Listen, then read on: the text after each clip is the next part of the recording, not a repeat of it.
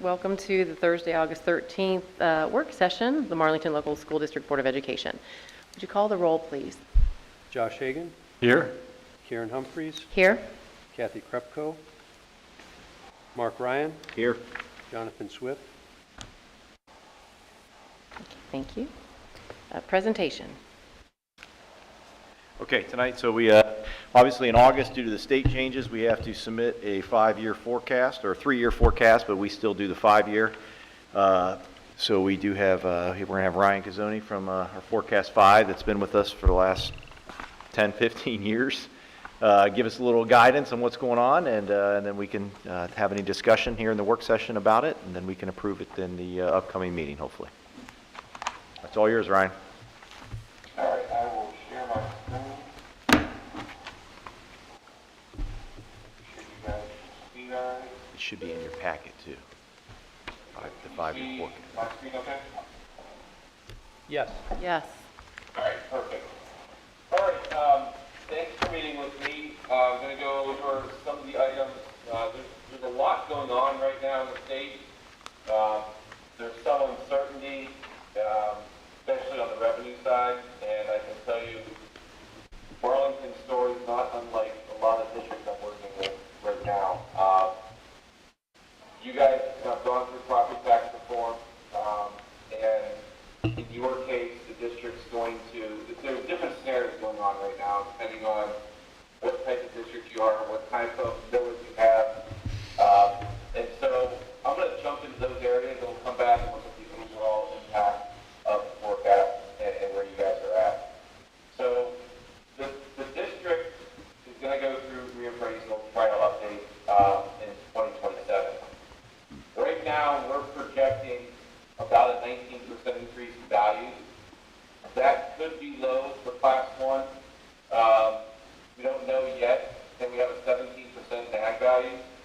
The reason I say that is if you go a little bit farther east to Mahoney County, Ashtabula County, some of our districts there, the lowest we saw in residential was 18% increase in values. They're going through in 25, so they're 1 year behind. I'm sorry, 26, 1 year behind. Quite a few districts are over 30 in ag and res, with as high as 40 in some districts there. So you guys are 1 year removed from that. The difference is, compared to the last time you went through, is even if we're off and we have 17% and it comes in at 30%, there's a cap now, and you can't go beyond that cap. It's calculated every 3 years, it's later, and so that's the most increase in value that is going to affect the taxpayer. Anything over that is going to be a taxpayer credit. So we do have these increases in there. You're going to hit the deflator, and that only matters if you are above, if you're at 20 mil floor. If you're not 20 mil floor, then your values just get reduced. The area that I want to draw your attention to is the district for Class 1 is at 20 mils, and you're probably going to get close to 20 mils for your Class 2 property that's commercial and industrial, which isn't as significant as your agricultural residential. So here's what's going to happen is you are going to lose $528,000 in revenue in next year, 27. And the reason is there's a look-back credit. And the state, when they did property tax reform, said back in next year, 24, if you exceeded what they calculated as the deflator then, they're going to give a credit to the taxpayers that they're going to pay. They're going to pay that until you go through your reappraisal trial update, and you go through in 27. And then at that point, if this number up here is above 20, then the taxpayer no longer gets the credit. If that number, like yours, is at 20, then the district assumes that tax credit. So you will lose an actual loss of revenue of $528,000. On top of that, it's going to, like we just talked about, cap of how much of an increase in revenue you can get. So in total, your total taxpayer credit is going to be $1.6 million a year, starting in tax year 27. 528 of that is an actual loss of revenue. Almost 1.1 of that is just revenue that you're not getting that you would have got if property tax reform was not in place. So that is factored in the forecast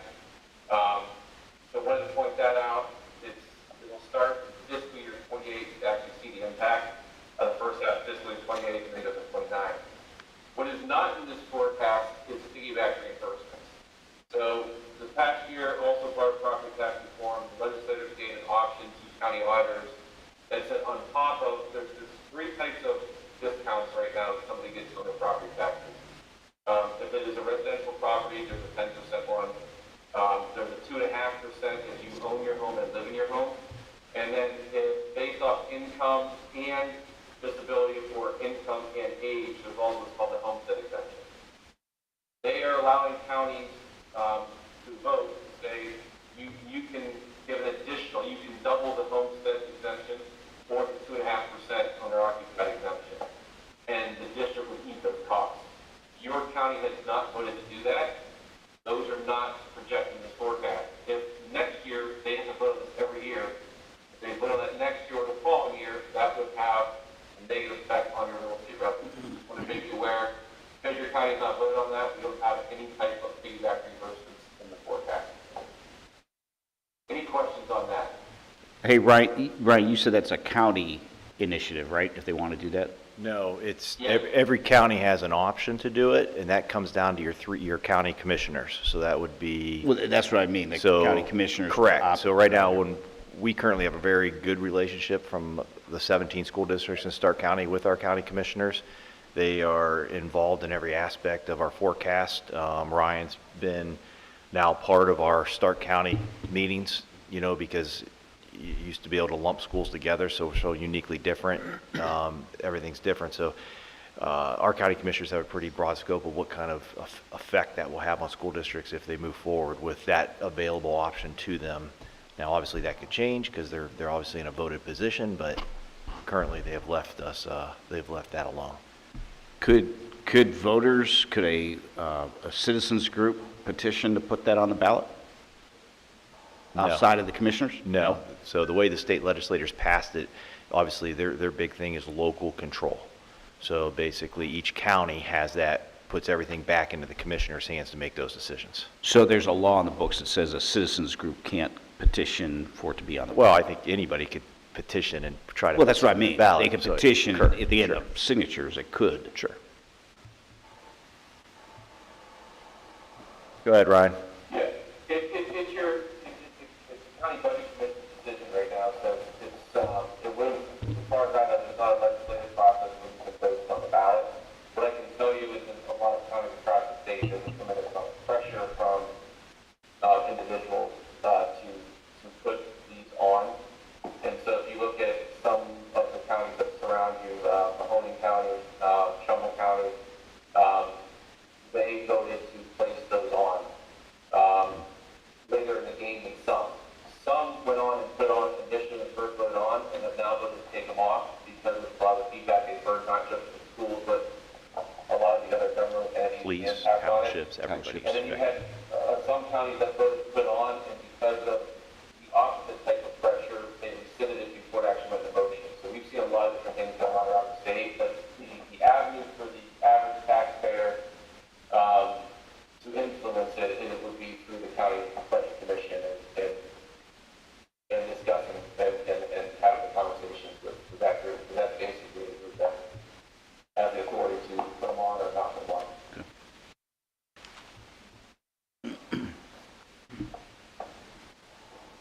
A little bit that's changed since the last time we met. There was a correction bill that was passed in late June that said before, the way the law was written originally for property tax reform last year, was you could drop below 20 mils. That's been changed.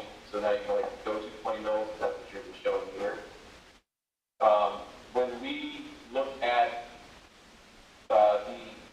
your pipeline gone through, you've gotten the revenue, we are seeing public utility start to file property tax appeals and paying less than they typically have in the past.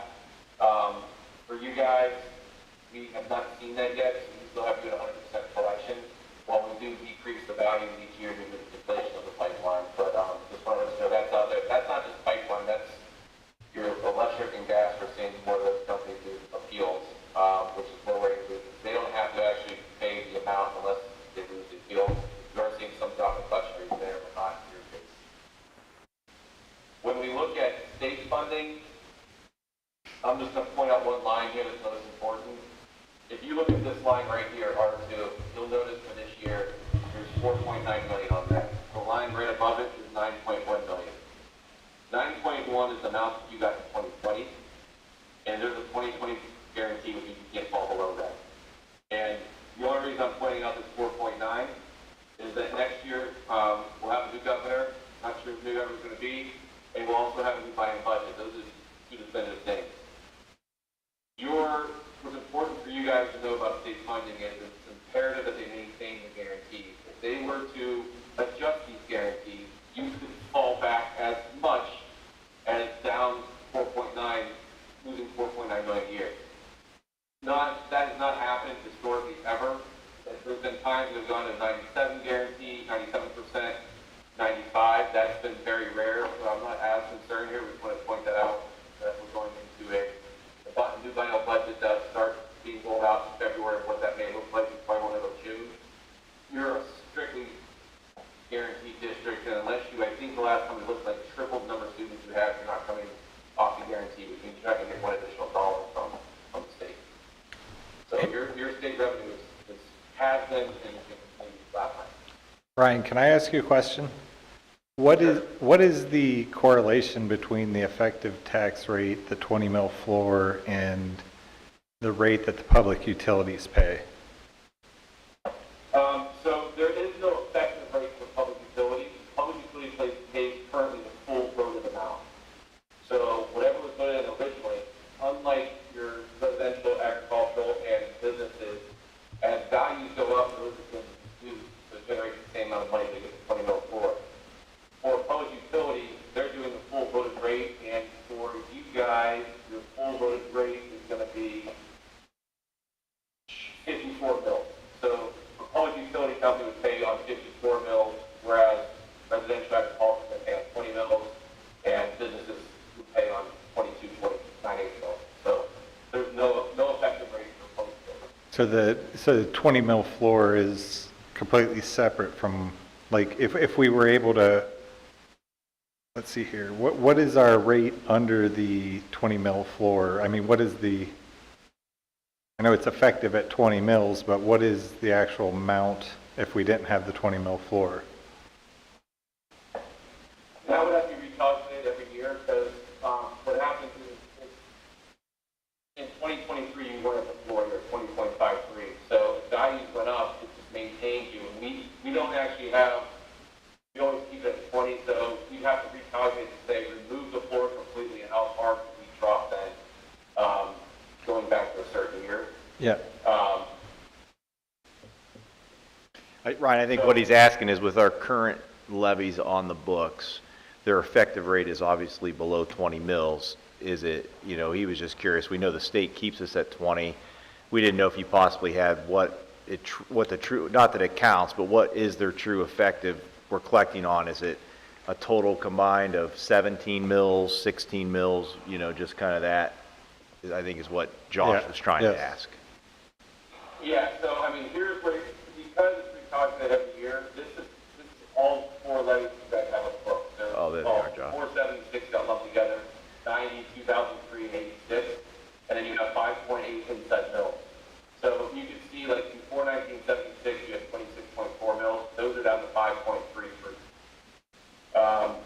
Your 1990 levy is past 8.5, it's down to 2.662. So if there wasn't a 20 mil in place, these would continue to go down significantly every time we have evaluation. 12, 13, or maybe 14, 15 mils, John? Well, I guess my question was, let's say, just for example, if it was 14, if we were to pass a levy that brought that up close to the 20 mil floor, would that then not have an effect on residential property taxes? Would that have an effect on public utility revenue? You can only, a new levy is going to affect the full voted and your effective. So if you put any levy on the ballot, because of the uniformity tax rules, it has to affect all three classes of taxation.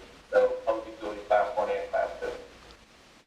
So I guess just for clarification, if we were to have a levy that brought the actual rate up to the 20 mils, we would be able to increase revenue from public utilities without additional taxes to private property. Is that correct? And so 20 is the starting point. So any new levy that goes on, you put one. Oh, so we're okay. So we're at 20 no matter what. And it actually has gotten a lot more confusing. And I'll just explain that real quick. For property taxes now, it's a lot more confusing. The reason is you can see right here in tax year 27, you're at $1,615,000 in tax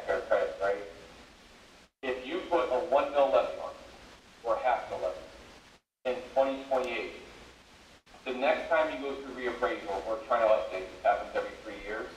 Not only does the taxpayer through 28 start paying the new $500,000, they also start paying the 1.6 million in taxpayer credits they were receiving as soon as you go through reappraisal again. Because the trigger is, if this number comes off 20 mil, then taxpayer credits go away during the next reappraisal. So we get punished if we put a levy on then? So for districts going through property tax, for new levies now, they have to anticipate, here's how much tax, how much do I need? And how much am I getting that taxpayer credit to figure out how much the millage is? It's extremely confusing. And then you get into, not your district, but other districts that fall in more than one county. You got some people getting the credit, some people not getting the credit.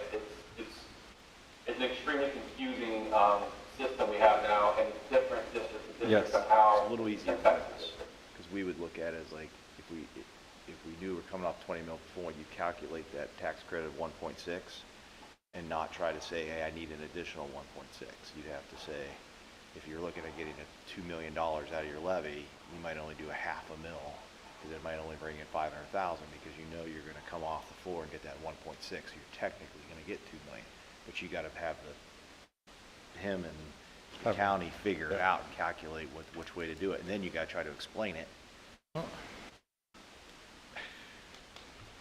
So, Right. go ahead, Ryan. I'm sorry.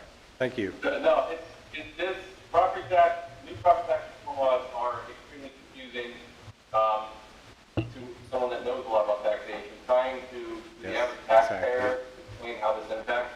Like I said, one district and next completely different, and in some cases, same district, just where you live could be completely different as well.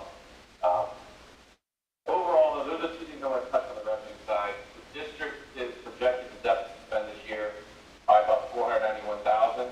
I'm going to go over just some of the cost savings that we have in here and how it compares to the last forecast.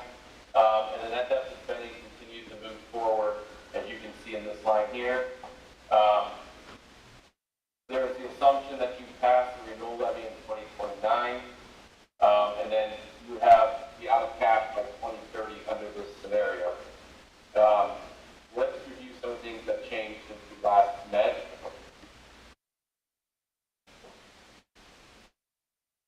So overall, revenue is extremely close. You're actually expected to collect a little bit more than you were in your previous forecast. You're about 90,000 this year. A little bit more in state funding, which is mainly from transportation. A little bit more in all of the revenue. Overall, pretty close. So we had most of this stuff calculated in that I talked about property tax reform, and we didn't have a guarantee in state funding. When we look on the expense side, you do have some increases in personnel. I know that you guys had some additional units you had to add for special ed, and then some additional staffing due to enrollment size that caused you not to have as much savings as you anticipated. And then purchase services is the only other thing that's up.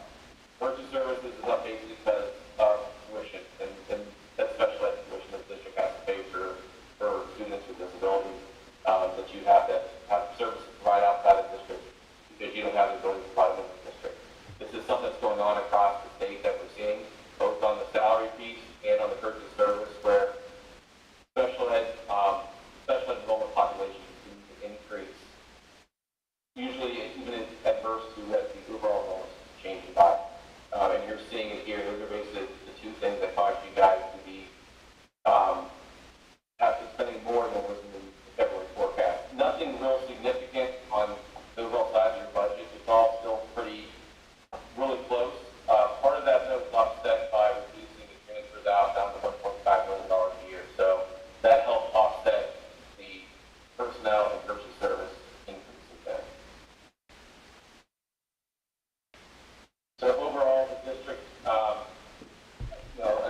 worked with you guys for quite a bit of time. We went through a patch of having to make some significant cuts, and then I know the district's done a budget reduction plan almost every year since, working with Bob and Dan. And unfortunately for you guys, it's your revenue is not increasing. You can see you're at $28 million of revenue in 27, and if you combine this renewal levy with this levy here, you're at 28.3. So it's going to change over a 5-year period by maybe $100,000. That's where a lot of districts are right now, is that the revenue is flat or in some cases decreasing. And expenses, while you guys have been trying to put budget reduction plans in place and control them, there's some areas that you're seeing increases in spending that is harder to control when it comes to like the tuition or being to add units for very specific sections of the student population.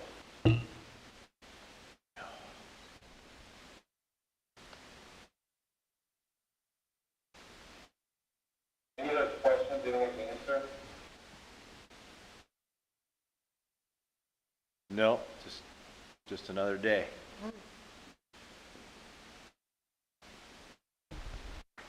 Well, the next time we meet, hopefully we'll have a better idea and see if there's any changes in state funding that could hopefully positively affect the district and not negatively affect the district, and see if there's any other changes in property tax law. Hopefully we've got improvements for those changes, and then now you guys at least have a goalpost as to where you can plan, you know where your revenue's going to be, rather than not knowing and having to change.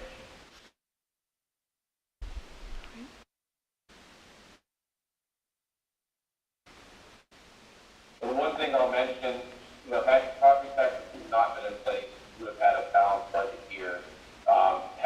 Even if they had the credits moving forward, you just didn't have to pay back the credits in 2024, then you likely would have had this reduced by about $500,000 a year. So that did have an impact. We're looking a year from before. 6 months ago we knew about this, a year ago we didn't. That definitely also has an impact on your guys' overall financial stability. So what our conversation was with Ryan going into this, to be extremely transparent, obviously the state requires a 3-year look. So if you lose your ending cash balance is below zero by the end of year 3, obviously you get a letter from the state basically telling you have to come up with a plan to submit back to them to how you're going to balance your budget, or at least try. We, ultimately I said our goal was to get through that next budget cycle next year, the biennium budget, and to see where reappraisals are, and then we're going to have to make some decisions as a board of what we want to do moving forward. The reason why we're going to weather this out is basically and that could change, but we're anticipating, we typically transfer out the entire $1.8 million of pipeline to capital improvements. I said there may come a time when we have to bring back a little to keep us whole. This would be a year potentially that could happen, not by much, maybe 300,000 or less, but it may be something where we, like I said, when he said we change our transfers out to 1.5 instead of like 1.8 or 2, we got to, we just had to make sure, because as Ryan said, we could leave the full transfers out. Like basically, you could say you're going to transfer out the whole 1.8 million or 2 million. That would put us below our cash balance. On year 3, we would get a letter from the state. The state's going to come in and basically say, then why are you as a board transferring out $2 million out of your general fund? And then they're going to make you move it back. So this just simplifies the process of not getting a letter. We can't avoid what's coming. I mean, maybe. I mean, we've seen forecasts like this in 4 and 5. I get a little more nervous when I see it in year 2 or 3. So be patient. I mean, we're not the only ones. There's the whole state's in this mess, so we're just going to kind of work through it. So right now, we are, as Ryan could attest to this, I don't know how many schools he has in the state of Ohio now, but I still think we're in better shape than a lot. I can say that. So. Yeah, you still have time to plan. There's districts I'm working with right now that they're trying to figure out that they have a projected negative balance right here, and that's a lot dire situation. So the good news is you guys have a plan, and there's a lot of districts in this situation right now. And let me be clear, when you see that doesn't include the transfers out that we currently have in a separate account. So right now we're between our PI and our capital improvement money, we currently have probably cash on hand somewhere between 1.6 and 1.8 million dollars also sitting there right now, because we did very little major improvements this summer. So that number's around 5 million, but if if we were in a desperate need and needed to transfer back $1.5 million right now, we could, but we don't need to do that. So we're still holding true to the premise of what the board decided years ago. So it's not a great forecast, but we're okay. Hey, Ryan, I've got another question regarding the renewal levies.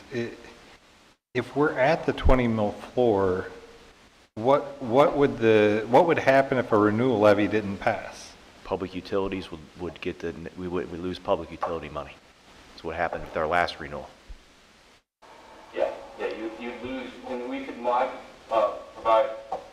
Dan and Bob a scenario that looks like that, but I think he's exactly right. You're going to lose public utility revenue for that levy, and then you lose about $500,000 on class 2. And and property taxes would not go down. I guess what I'm getting at is, before the tax law changes, I was under the impression that our effective millage that was under the 20 mil floor, the public utilities was getting taxed at that rate, not the 20 mil floor like the private property. How is it that that can go down, but we can't bring it up to the 20, to match the, the rate for the private property? I don't know if I'm... The public utilities, their rate doesn't get adjusted down Ever. at all. It just stays the voted amount. So I think that's the difference maybe, is that you're not dealing with a lower millage applied to the utilities ever. They're paying at the higher rate. So like, whereas you're at the 20 mil floor, if we lost a renewal levy, we're still going to be at the 20 mil floor, but the total millage that is applied to the utilities would be reduced by that. But I guess, but what I'm saying is, how is it that we can lose revenue from the levy not passing, but if we added a levy, we can't do that without going over the 20 mil floor when they're at a rate that's based off the number under the 20 mil floor? Do you understand what I'm saying? Yeah, I do, but I don't have an like, answer. That doesn't... Like the 20 mil floor is artificial in a way, that way, or it kind of nullifies the lower millage that we have at the reduced rates. It's the state's basically saying 20 mil is your millage now, regardless of how much those levies have been reduced. So anything that we'd add, they tack onto the 20 mil floor, not that lower amount you're thinking of. It's weird, but that's... It seems like there's a huge advantage for the public utilities in that case if a renewal didn't pass. We don't want a renewal to go down. I'm just saying, it's like the private property taxes would continue the same if the renewal didn't pass, but the public utilities would benefit. That doesn't, I don't quite grasp how that makes any sense. Yeah. Yeah, essentially for any residential or agricultural property owner, if that non-renewal passes or doesn't pass, it doesn't cost them anything different. It's the class 2 is going to pay $500,000 less. And then, so basically the person that really benefits if that levy, you don't renew it or the voters don't renew it, is the public utility companies pay less. The residential and agricultural property owners would not pay anything less. That's good to know. It was that way last time when we held the meetings at Right. like Washington with the past county auditor. I'm drawing a blank, was trying to get them to understand that voting no is going to change nothing, not a penny. For you, for you sitting here in the personal, room. yeah. But Ohio Edison, AEP, Heritage, Unless the public Cooperative, utilities pass through the Next. savings to... yeah. So Yeah, right. that, so that's pretty Like much that's where going to it's at. happen. Yeah. Or no. Yeah, this is, Thank you, Ryan. Yeah. Josh, you have any more questions? No, that was it. Thank you. Mark, you have any questions? Karen? nope, thank you. Thank you again, Ryan. Done. Thank you, Ryan. Appreciate your time. Have a good one. Thank you. We'll see you. You have to adjourn. Yep. Okay. Is there a motion to adjourn? So moved. Second. Mark motioned. Okay. Call the roll, please. Mr. Ryan, Yes. Mr. Hagan, Yes. Ms. Humphries. Yes. Okay. Now we're going to have a short record retention. You don't need to see it Yes, right. it's announced. No, you guys just. We're just going to go. No, you guys, yeah. Or you go play tennis. You got, wait, Do 5 we have it? minutes. Just wait Oh, we have 5 to wait minutes. 5 minutes? Okay. Yeah. All right.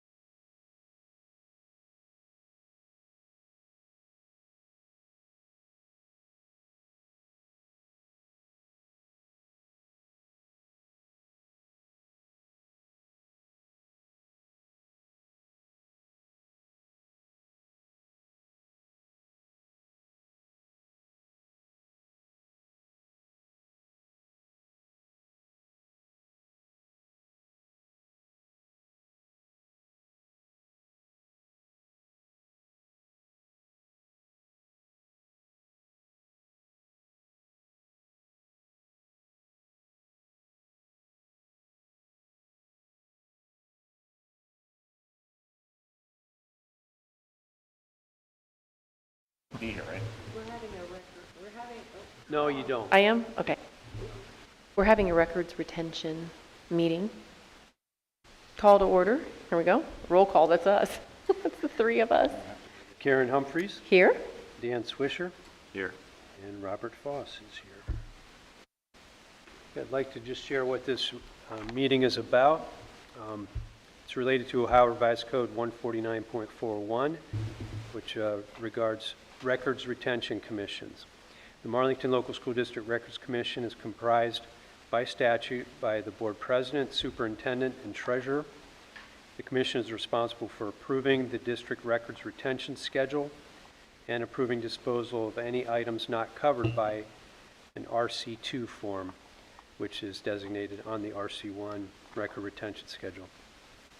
Whenever the commission approves an updated record retention schedule, it is sent to the Ohio History Connection, then to the Auditor of State for approval.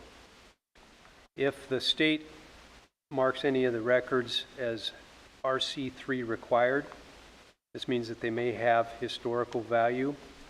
The district in this case needs to submit a form to the Ohio History Connection, which has 15 days to determine if it wants the records. Any records identified in the schedule that do not require this RC3 form may be destroyed as soon as the retention period has been satisfied. And what I've distributed to the other Records Commission members is a copy of our old retention policy and the revised one.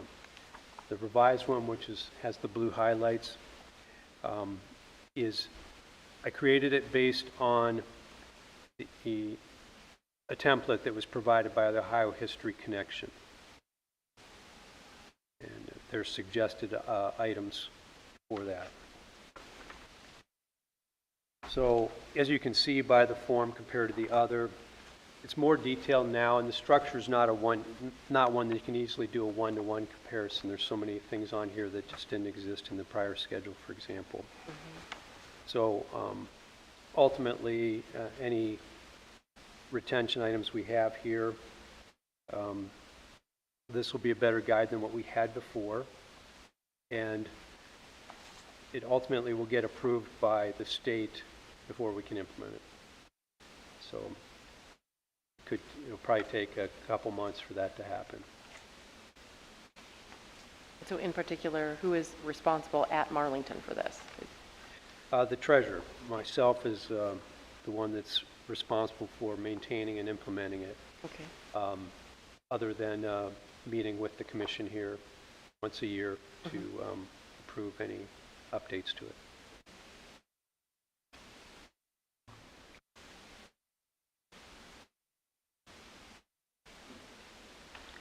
Yeah, so I know it's a lot. It's 14 pages here.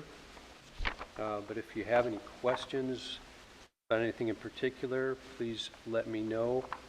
One thing I didn't mention is that one of the exceptions you could say to this is that there are certain things identified on here that are permanently kept as well. So it identifies those permanent records also that we must keep. Are any of these records required to be, I mean, we have to keep them, but they're not, they can't be public, or what's the word I'm looking for? They're not allowed to be released? Like if someone would say, I want this copy of something, is there anything on here that we could not give them? Well, that flows under just if it's an educational record or if it's covered under FERPA or HIPAA. Okay. So it's really, those are different types of laws. These are more or less that's one set that we follow regardless, but No matter we're what. talking about, this is just more or less the years that if it's, it's like, say it's a specific type of notes for a year, cafeteria notes or something like that, if by the end of the year we can dispose of them. Okay. If it's board minutes, those are kept permanent and those will be specifically on paper. Most of the things now are paper and electronic, so we have a choice, which electronic is the basic way to go for most things. But the Ohio History Society does still have some things that they permanently just want paper. Okay. They're not even allowing the option for electronics. Wow. We're pretty much, when Bob puts this together, this is something we're going to do every year. in case they change and revise things, and we have an option then to revise things as we go. And then obviously, we'll keep you updated on, any particular records that we're disposing of during the upcoming year, then we'll be able to let you guys know. I said one of the things we are planning on doing this year to finalize everything would be our perm files like this, for example. We have the option to make those electronic versus paper. Oh, good. We have to Okay. keep them permanently, but we have that option, so that clears out, so we're able to scan and be able Yes. to do those things too, and then have our employees sign off on those things. Yeah, in some ways, I think this serves as really like the initial step to clean up our records. Nice. We have a lot in storage. This will clarify which ones we can get rid of, make more space. But then I think the next step is like what Mr. Swisher alluded to, that we want to make electronic any records that we can. Makes sense. And right now, we still have things on microfiche in some cases, like Wow. for student records, and that's obviously archaic now. So we need to do some work with our records keeping methodology to make it more effective, more accessible, and obviously take up less space too.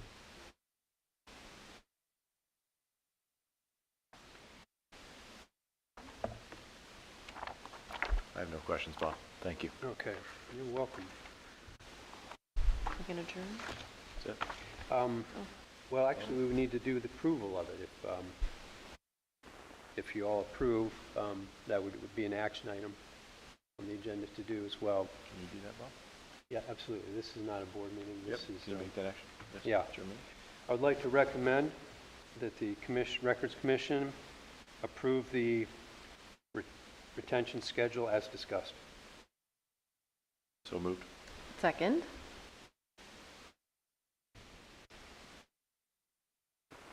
Okay, call. Roll call. Mr. Swisher, Yes.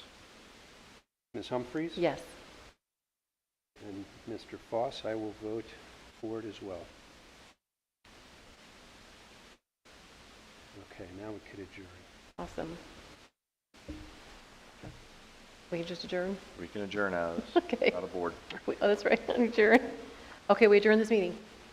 Okay.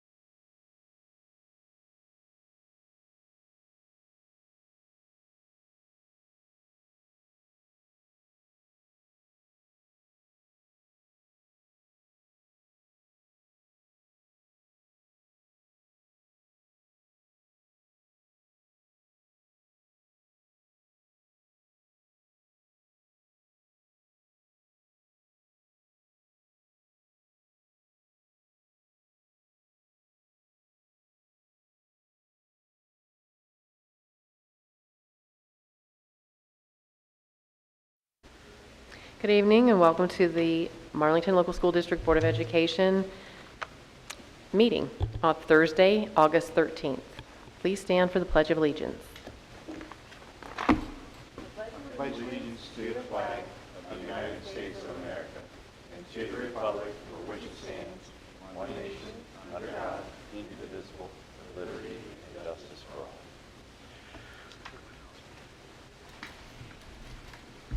Okay, call the roll, please. Mr. Hagan, Here. Ms. Humphries, Yes, here, sorry. Ms. Krupko, Mr. Ryan, Yes, here. Mr. Swift. Yes, we are here. Okay? Yes, here. Yes, here. Okay. Reading of the mission statement, Mr. Hagan. I didn't know I was reading it today. Yeah. All right. In collaboration with staff, community, parents, and students, the Marlington Local School District will develop lifelong learners who understand and apply knowledge and demonstrate excellence in pursuing the highest standards with effective intervention to challenge every student. Thank you. Are there any additions or corrections? Are there any additions or corrections? There's no additions or corrections to the agenda. Okay. Adoption of the meeting agenda. Is there a motion to adopt the following agenda for the meeting? So moved. Second. Discussion? Call the roll, please. Mr. Ryan, Yes. Mr. Hagan, Yes. Ms. Humphries, Yes. I thought you were going to say here then. Huh? I thought you were going to say here then. Invocation. Mr. Foss, Foss. would you please? Okay.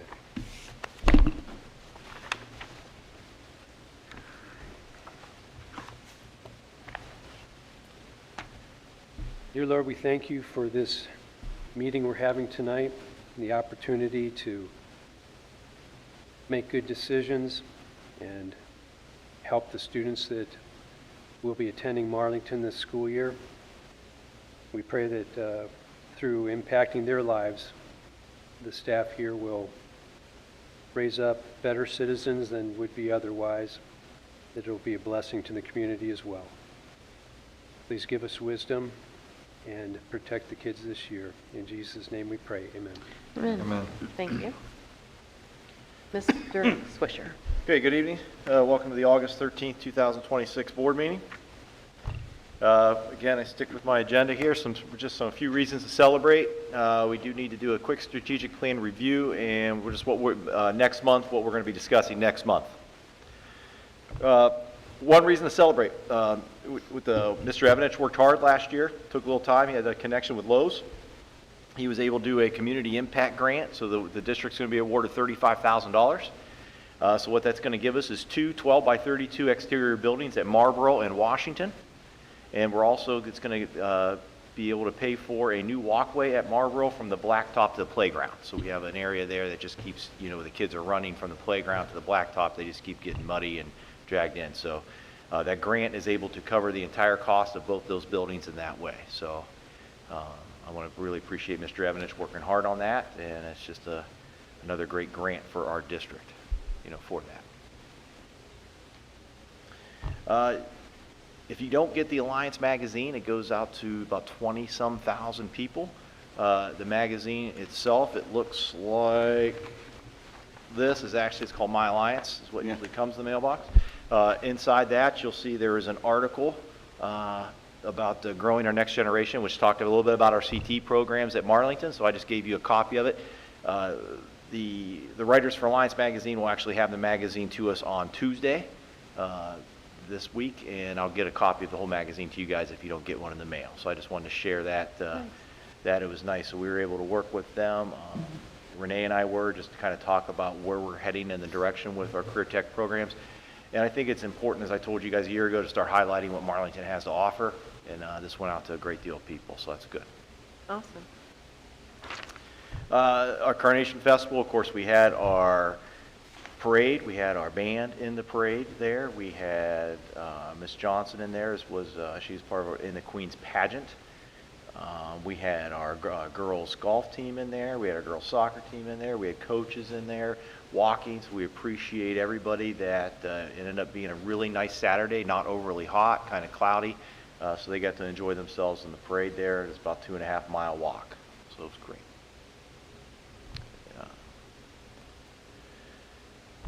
Moving forward, so I don't have a lot because we're still 3 weeks from school, so we're kind of in this mode of I want to make sure I give you a clear staffing, and we're still in the middle of just finalizing our staffing here in the first couple weeks of August because we're early. So what's coming up is I always try to set community meetings in the fall, so I'm going to give you those dates. We're going to do a thorough review of summer projects, so you get an idea of what's completed. I always try to give you guys a quick visual of what it looked like before, what we did. I always try to give you a staffing history since I've been here, of kind of what we've changed or in our staffing, either pro or con. Always talk about climate and culture because I think it's so critical for us. And then any upcoming projects that I have in my mind for this coming year, I'm just going to run it by you. So I just want to kind of give you kind of short update in August because we're pretty early August, and I'd like to get everything finalized and try to give you bits and pieces this month. So that's what will be coming next month. Any questions for me? Will our first meeting be the first week of school in September? Our first meeting will be the first week of school on that Thursday, correct? So the Thursday after Labor Day. Yes. And we can talk about that at the end. If that's an inconvenience for any of you, then we'll talk about it. Well, I was just thinking for you, but We'll do talk about that. it. Okay. Or, let me make sure that's right. That's right. Let me double check that. Yes, September 10th is what it currently would be if we stayed on schedule. So, Okay. any other questions for me right now? Okay, thank you. Thanks. Okay, was public participation, did anyone sign up for public participation? No? No, thank you. Old business, none. New business. New business, we have 5 items of new business tonight for you. First one is to recommend the motion to approve the following bus routes for the 2026-2027 school year as shown in Exhibit A. So moved? Second. Okay, you guys should have a copy of the high school, middle school routes and the elementary routes. I do give it to you every year. Just for note, I told you we had to still make cuts, so high school, middle school Lexington route was at 6 last year, still remains at 6. High school, middle school Marlboro route last year was at 5, it's now 4. High school, middle school at Washington last year was 6, is now 5. Elementary at Lexington last year was 6, it's still at 6. And Marlboro and Washington were both at 5 at elementary, they're now down to 4 routes. And what are we looking at as far as the difference in, time on the bus? So part of the negotiations that we agreed upon, we have 9 routes. We have more than 9 routes, but 9 of our 20-some routes are now 5-hour routes. So it's going to take them a little bit longer. So the mornings are going to be really not zero effect because there's a little bit larger gap between the drop-off and where they get. We're going to see how the afternoons play out. But they still have to be picked up at the same time. So it's a matter of just depending on how it was routed. Are we getting kids home still within that 30, 35-minute range? So it should be determined. well, the really. drivers did trip pick about a week ago. They had an opportunity to see these routes in advance as part of the negotiations, so they had some time to look at it. The nice thing about it is our drivers are so in tune with our district that they get their list of students and then they start mapping out the most efficient way. Like we have a route, that doesn't mean it's exactly, they kind of figure out where they're at, and then obviously the first 2 weeks it's determined on how many of those kids actually ride.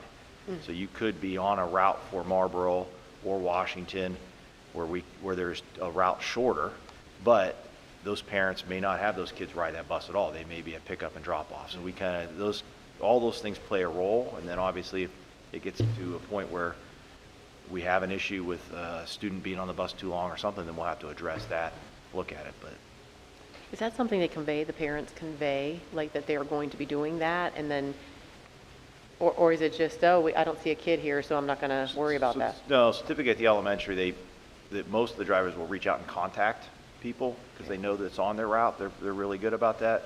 And then if they don't or don't know them, then it's a matter of just they make the stop. They continue to make the stop. The bus garage the transportation coordinator or the secretary will follow up and ask, and then we try to get those numbers to where it has. Now, we have to, no matter what, account for them, because by law, if they're in our district, we're So required. these routes have to be based on if they're picking up every student.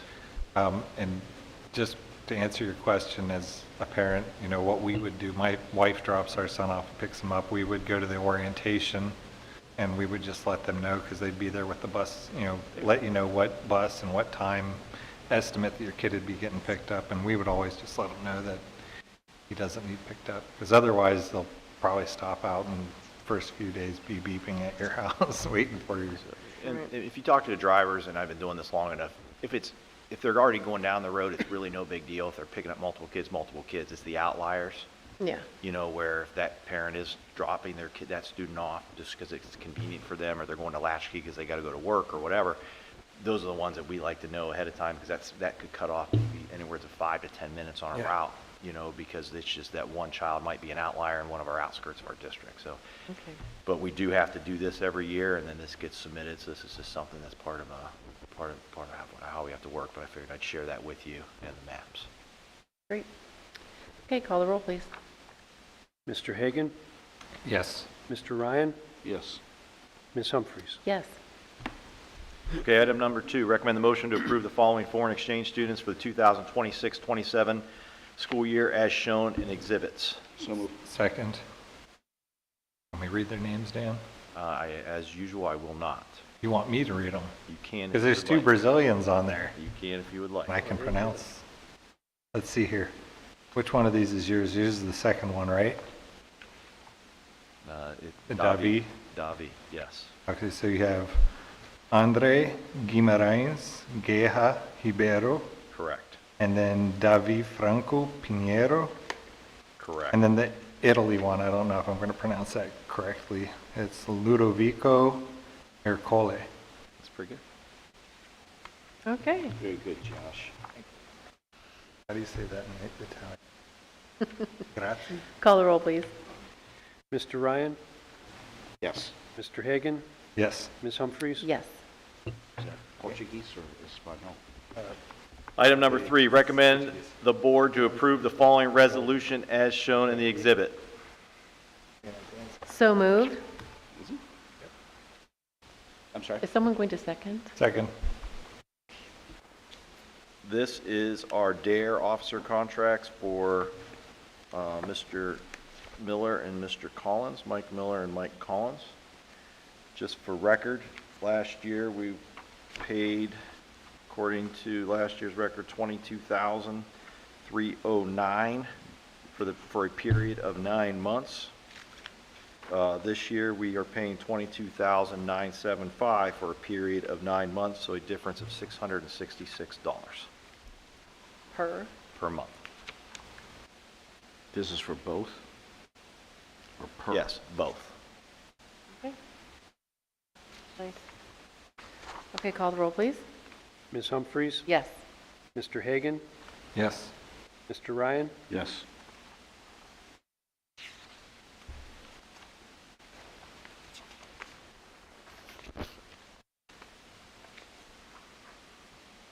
Item number 4, recommend the motion to authorize the participation agreement for Sourcewell Cooperative Purchasing Solutions as shown in exhibit.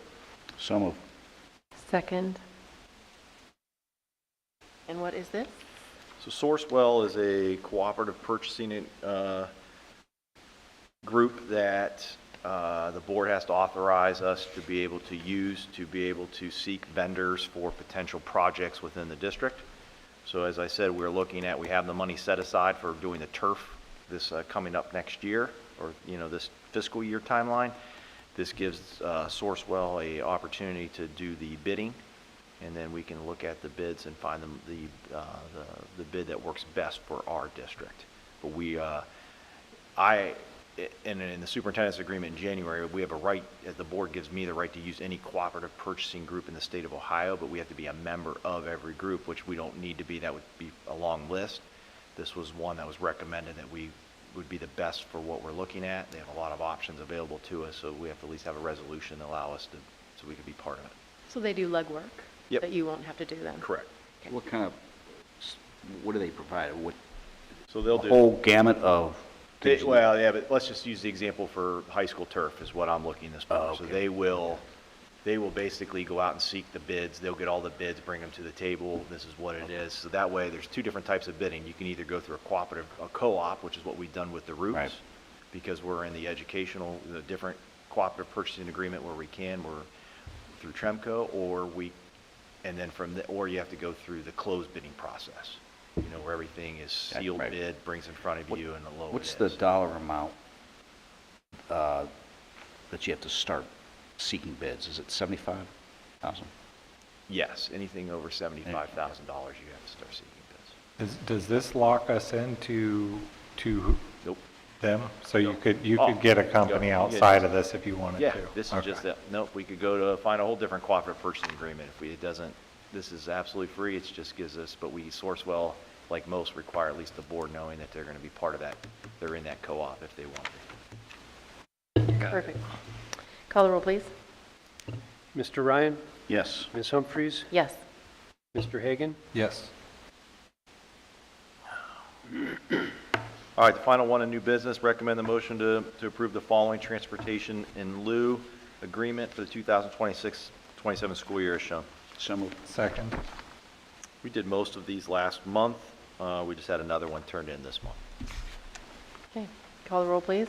Mr. Ryan, Yes. Mr. Hagan, Yes. Ms. Humphries. Yes. Okay. Treasurer's agenda. I'd like to recommend that the board approve the minutes from the June 25th work session and June 25th regular meeting. So moved. Second? Any discussion? Call the roll, please. Mr. Ryan, Yes. Mr. Hagan, Yes. Ms. Humphries. Yes.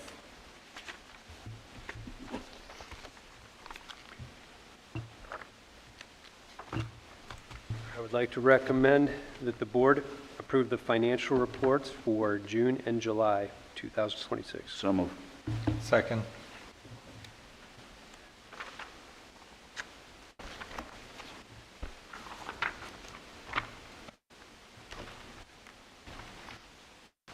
Okay, I'll just make a couple brief observations for you here with these.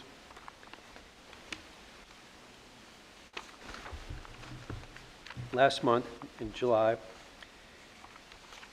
we finished the month with a balance of $5,035,595.81 in the general fund.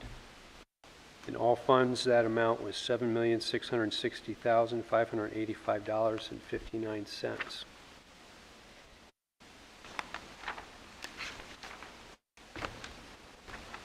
Permanent Improvement Fund has a balance of $315,843.14, of which all but $38,558.14 is encumbered.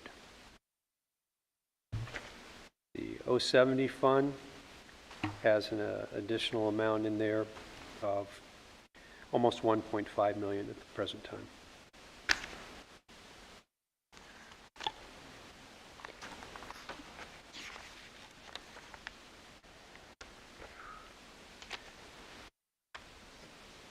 Are there any questions about the issued checks or any other questions the board might have?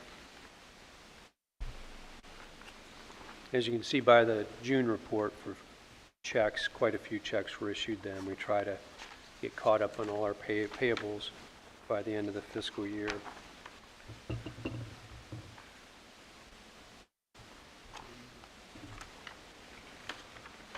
Anyone? No? Okay. Call the roll, please. Mr. Ryan, Yes. Mr. Hagan, Yes. Ms. Humphries. Yes.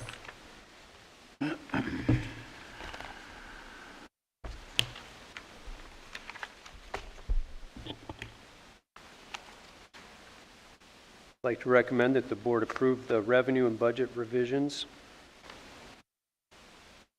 So move. Second.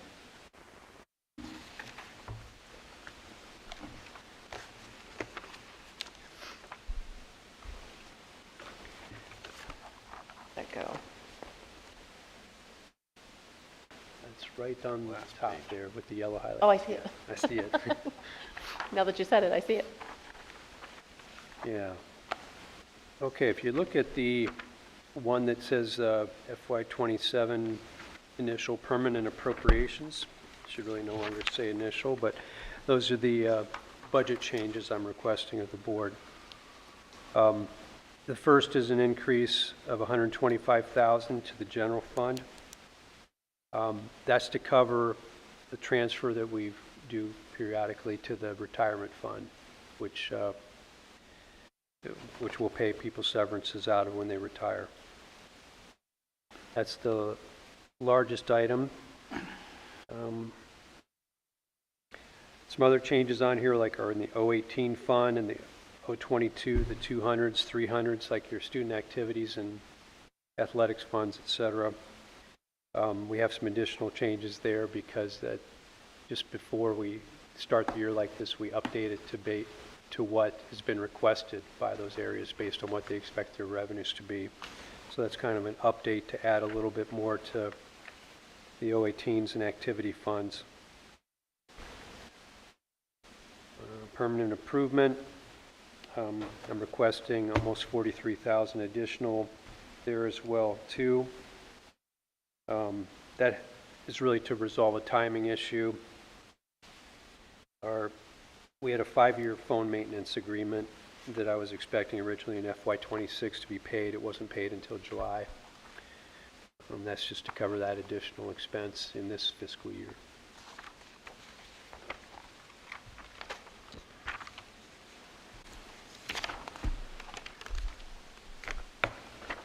Then just the revenue amounts, you'll see some small changes as we get better numbers from the state for our grants. 3 cents. Just flip it over. Yeah, no, I did, yeah, Oh. I did. All right. Thanks. Any questions? Anything else, Bob? Yeah. No? Okay, call the roll, please. Ms. Humphries? Yes. Mr. Ryan? Yes. Mr. Hagan? Yes. I'd like to recommend that the board approve a transfer of the $125,000 from the general fund to the termination benefits fund.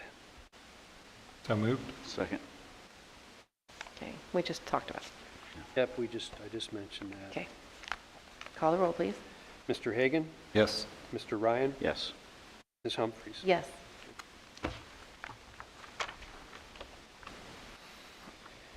I'd like to recommend that the board approve the financial forecast as presented with Mr. Gazzoni's help recently. So moved. Second. Okay. I think it speaks for itself, and we had a meeting beforehand talking about it. Does anybody want to make any comments? I have none. Nope. Okay. Call the roll, please. Ms. Humphries? Yes. Mr. Ryan? Yes. Mr. Hagan? Yes. Personnel.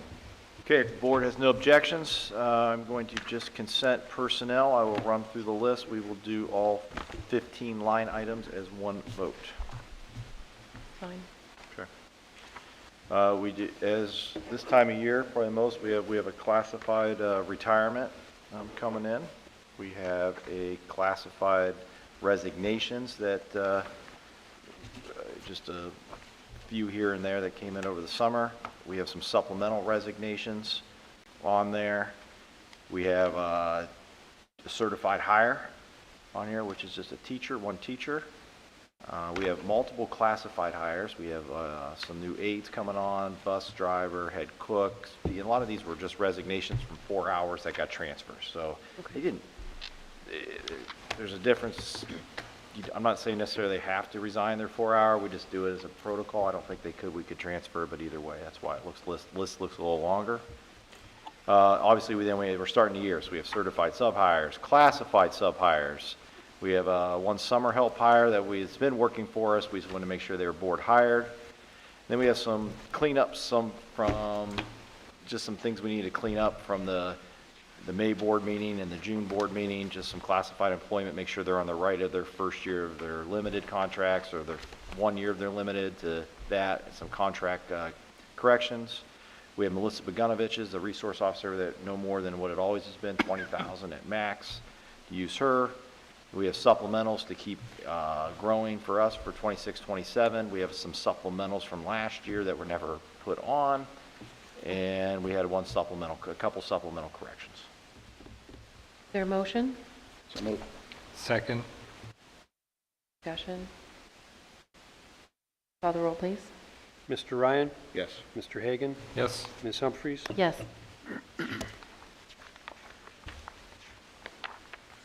Okay, so upcoming events, so I will inform the board on this too, more than just this announcement for you, but August 24th is our new teacher day. So we bring our new teachers in. We start with a district tour, so we get on a school bus. I give them a district tour. It takes about an hour and a half. Renee rides along. Then she kind of takes control there, brings these teachers in, and does basically a 2-day workshop with them. Nice. So it works out nice. August 25th is freshman orientation. August 31st is the big one for you guys. That's convocation that morning, so I'll follow up with you. September 1st is 6th grade orientation. September 2nd is open house for elementary and middle school. Obviously, September 8th, because Labor Day is late this year, is students' first day. September 18th is going to be our community day. And I'll be reaching out to you too. We also have, obviously, with Labor Day coming up, we got fair. We got fair time, I think. Mark's group's going ahead in the Randolph Fair coming up here now, right? Yeah. About a week? 23rd, 24th. Yeah, 2 weeks. 24th. Yeah, so we're about 3 weeks away from the Stark County Fair. So, Stark County's right after that. yeah, so it's kind of nice. So I'll keep you updated. Nice. Okay. Next Board of Education meeting is scheduled for September 10th, 6 p.m. here in the DLZ. You good with that? Stay there. Okay. Is there a motion to adjourn? So moved? Second. Discussion? Call the roll, please. Mr. Hagan? Yes. Mr. Ryan? Yes. Ms. Humphries? Yes. Thank you.